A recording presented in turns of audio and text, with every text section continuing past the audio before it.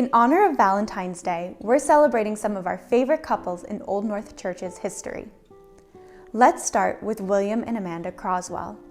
From 1829 to 1840, William was the minister at Old North, and he lived in this room just beneath the bell-ringing chamber.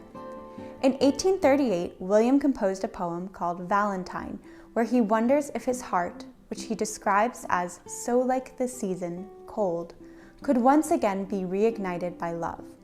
We suspect that the inspiration for the poem was Amanda Tarbell, who joined Old North as the church organist that same year. In 1840, the two were married. Perhaps it was their mutual interest in music that brought them together, although I'm sure it didn't hurt that a door in Croswells Quarters opened into the organ loft.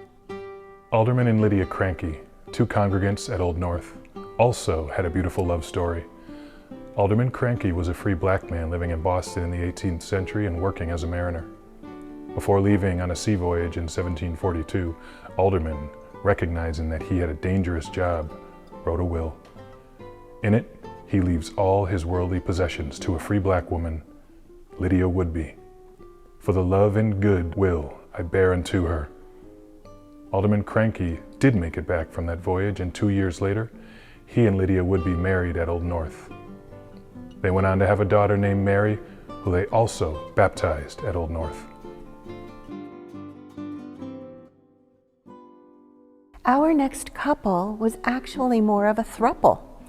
Henry Wadsworth Longfellow, who wrote the poem Paul Revere's Ride, met Massachusetts Senator Charles Sumner at a dinner party in 1837, and they quickly became close friends.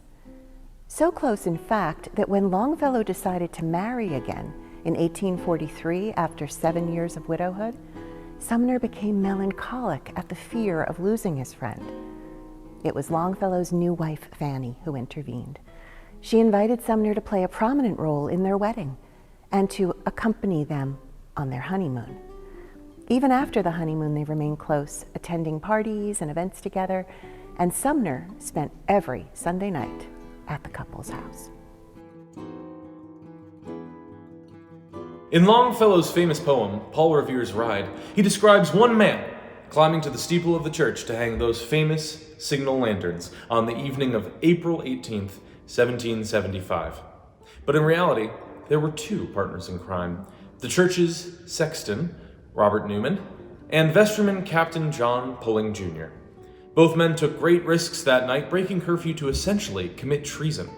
So secretive and dangerous was their work that neither man ever spoke of the part they played that night. It was only after their deaths that their families revealed the special part that they had played in Paul Revere's famous Ride.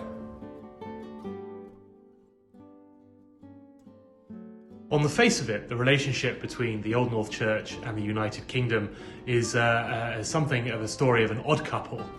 But despite the rather difficult beginnings, the hanging of the lanterns, the midnight ride, and all of that, the relationship between Old North Church and the United Kingdom is very, very strong indeed. It starts with the gifting of communion silver from King George II, and that is still used today at the Old North Church at Easter and at Christmas. And that relationship runs right up to the present day. In 1976, Her Majesty Queen Elizabeth II and Prince Philip, the Duke of Edinburgh, visited Old North Church when they were in Boston to celebrate the 200th anniversary of American independence. And then, much more recently, in 2022, the Old North Church was hosted the official condolence book to mark the passing of Her Majesty Queen Elizabeth II. So despite that initial divorce, those initial rocky beginnings, I'm delighted to say that the relationship between the Old North Church and the United Kingdom is extremely strong.